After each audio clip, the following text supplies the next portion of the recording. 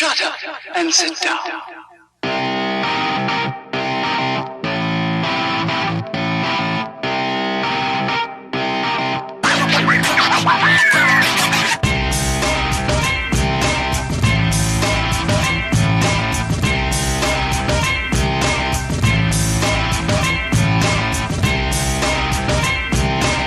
What's the story, Internet? Shut up and sit down. What's the story, Internet? Hope everyone is having a wonderful Monday so far. Here I am again with a review of the matches that we saw over the weekend, and I'll be back either later on or first thing in the morning to preview because we have some more midweek matches. So let's get a start with a big result that came out of La Liga today. Real Madrid won, Real Sociedad won. So main reason I wanted to talk about this is because it shakes up the table in in La Liga. It means that Real Madrid keep pace with Barcelona, or more likely Barcelona overtake Real Madrid, but they're still on the same amount of points. They're both 5 points behind Atletico Madrid, who have a game in hand.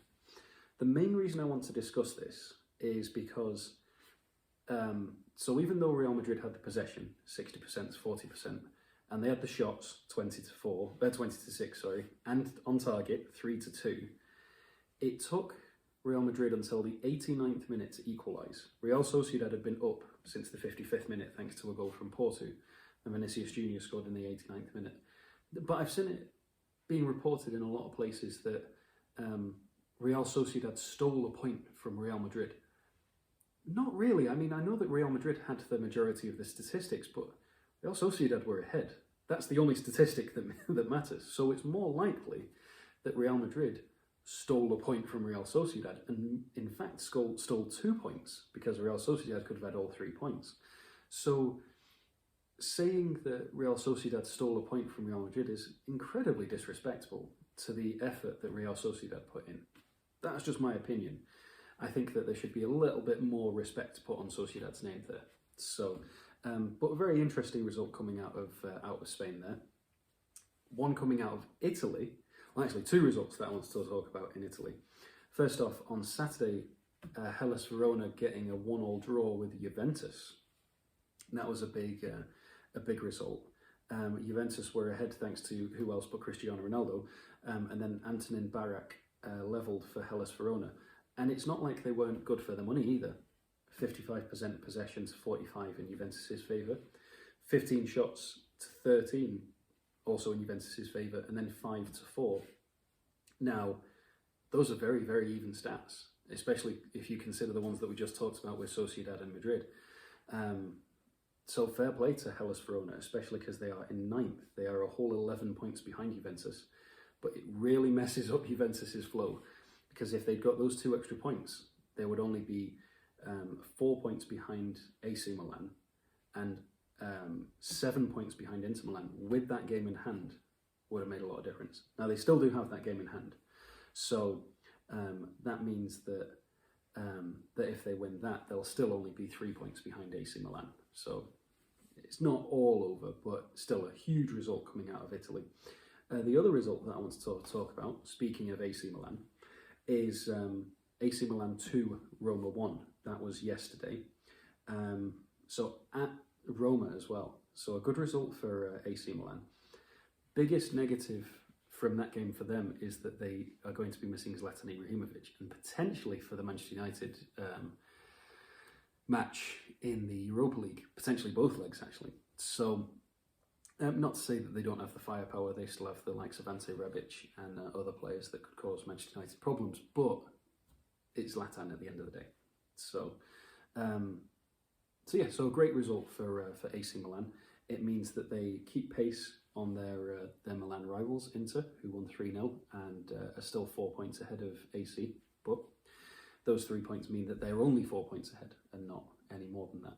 So moving on to the Bundesliga, the big result in that one was Leipzig 3, Mönchengladbach 2.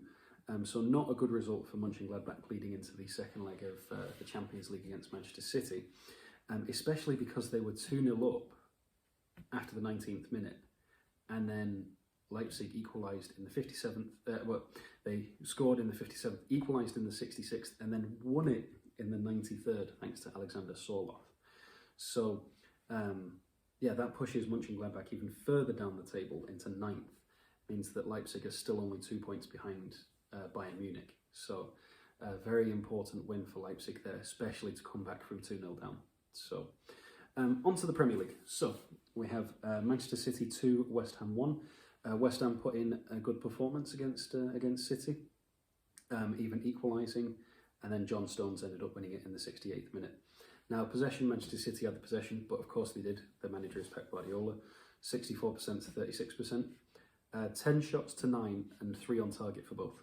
So a relatively even match, considering. So fair play to West Ham. Means that City are 12 points clear now because of a result we'll talk about later. And West Ham stay 4th, only 1 point ahead of Chelsea, 4 points behind Leicester. So, I mean, they're still in the Champions League places. You can't ask for much more than that. So, next match, West Brom 1, Brighton 0. Now, I heard that there was a little bit of controversy in this match because of the the goal, that it was a ghost goal. And I'm just reading the headline here. West Brom versus Brighton, referee shambles. Lee Mason disallows, then gives a goal before VAR rules it out. So crazy scenes in this match. So West Brom had 29% possession, had 6 shots and 2 on target, compared to Brighton's 71% possession, 15 shots and 6 on target. And yet West Brom still win. So I'm just going to scroll down because I want to read about the goal and see if that was also contentious or if that was a good goal. So so let's just scroll down a bit here. So the goal was legitimate. It was just that ghost VAR goal that everyone was talking about. So fair play to West Brom. It's very important for the bottom of the table because it means that Brighton are getting even closer to that relegation battle. Gives West Brom a boost up to 17 points. They're only 6 behind Fulham. They're only 9 behind Newcastle and Brighton. So it's getting very close at the bottom of the table. So a good result for West Brom, an awful result for Brighton. Leeds United 0, Aston Villa 1. Fair play to Aston Villa. Sounded like it was a very good match between the two teams. Leeds had the possession, they had the shots on target. 13 shots, 3 on target, 70% possession. But Aston Villa still won, thanks to an Anwar El Ghazi goal in the 5th minute. So that means that Aston Villa are in 9th. They've still got those 2 games in hand. They are 4 points ahead of Leeds, and they are only 4 points behind Liverpool. So if they win both of those games in hand, it means they could leapfrog Liverpool and be right behind Chelsea there. So a good result for Aston Villa and good leading into those games in hand that they have. So next one, Newcastle 1, Wolves 1. Not really a good result for either team, to be fair, especially considering if you look at the table, Wolves are in 12th. They're just sort of neither here nor there. They're not close enough to the top of the table, but they're not in a relegation battle. But then Newcastle are in the relegation battle, only 3 points ahead of Fulham, level on points with Brighton, 2 points behind Burnley. So, yeah, not a good result for either team, really, because it didn't help either of them progress. So, very even on the possession, 53 to 47%. Relatively even on the shots, 19 to 4 in Newcastle's favour, and 7 on target to 4. So, relatively even in that regard. Newcastle scored first thanks to Jamal Lascelles, of all people, and then Ruben Neves equalised in the 73rd minute. Next one, I'm not going to spend too much time on because it was a bore draw. Crystal Palace 0, Fulham 0. London derby, but didn't seem like it.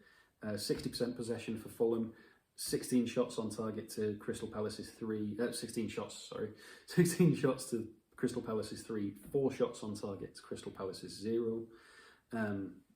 Palace remain in 13th on 33 points, and Fulham could have done with 2 more points because then they would have only been 1 point behind Newcastle and Brighton, but they're still right there. They got a point. That's important. So, next match, Leicester City 1, Arsenal 3. Very important for the top of the table. Yuri Tielemans scoring in the 6th minute, and then David Luiz, Lacazette with a penalty, and Pepe scoring.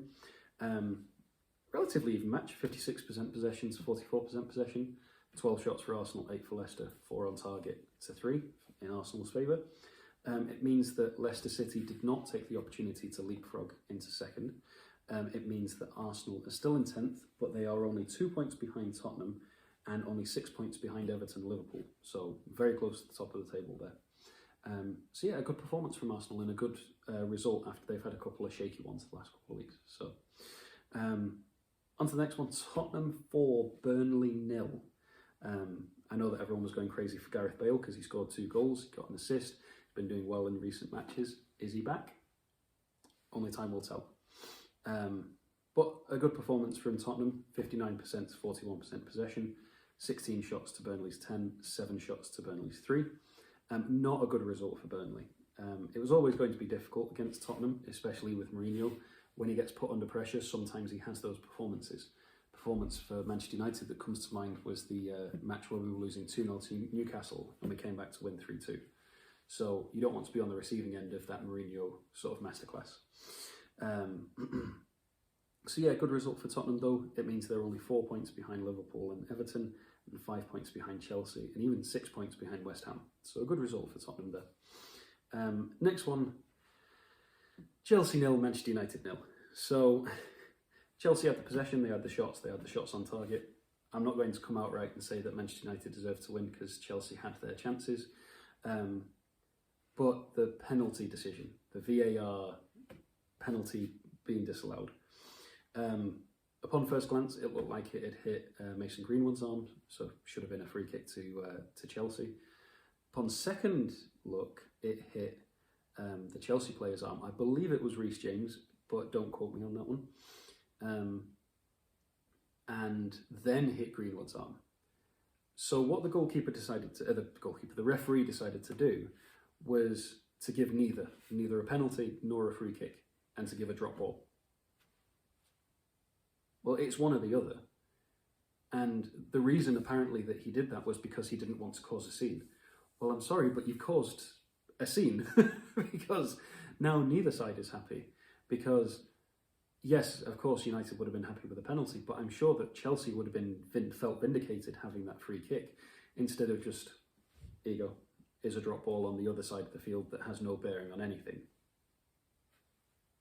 Anyway, and the trouble is that the referee went completely against VAR and made his own decision, which he is entitled to do. But if within the laws of the game it is showing that it is a particular thing, that's what VAR is for. It's not for the referee to be like, you know what, I decide this. It's not Pokemon, I choose you, drop ball. No, that's not how this works. So, but anyway, 0-0, not really good for either team. Thomas Tuchel remains undefeated. Still hasn't been scored on. So yeah, it's decent, but it's not very good. United could have done with winning, and then we would have been looking good to face Manchester City over the weekend. But Sheffield United 0, Liverpool 2. Poor Sheffield United. Their woes continue. It was always going to be tough against Liverpool, but if ever there was a time to play Liverpool, it's right now. And their goalkeeper Ramsdale was doing absolutely incredible. He was playing out of his skin in the first half, and then second half started and it just went downhill from there. So, but the thing is with Sheffield United is that they're playing. They're going out there and they're playing. It's not like the likes of Derby County or Hull or Sunderland over the last couple of years where they just get absolutely trounced week in, week out and just get embarrassed every time they walk on the field. Sheffield United are playing. They're going out there. They're trying their hardest. It's just not clicking, especially not like last season for some reason. And then one last match was today's match. It was Everton against Southampton. Everton won 1-0. Scoring in the 9th minute thanks to Richarlison. Relatively even game, 54% to 46% possession in Southampton's favour. 9 to 7 shots in Southampton's favour, and then both teams only had 1 on target, and Everton took advantage of that 1 goal. So it means that they are level on points with Liverpool. However, they have a game in hand. They win that game in hand, they will go above West Ham into 4th, so that would be great for them. Southampton continue to struggle. They're down to 14th now, which compared to where they were, just is not good. I don't know what has happened. It almost seems like that win against Liverpool completely threw them off kilter, and they've just fallen since then. So, but yeah, not sure what's happening to Southampton at the moment, but a good win for Everton. So that is my review of the weekend. As I mentioned earlier, I will be back either later or first thing in the morning with a preview of the midweek matches. So until then, I hope you're staying safe, keeping out of trouble. Thank you very much for watching. I hope you all have a wonderful day. And until next time, ta-ra for now.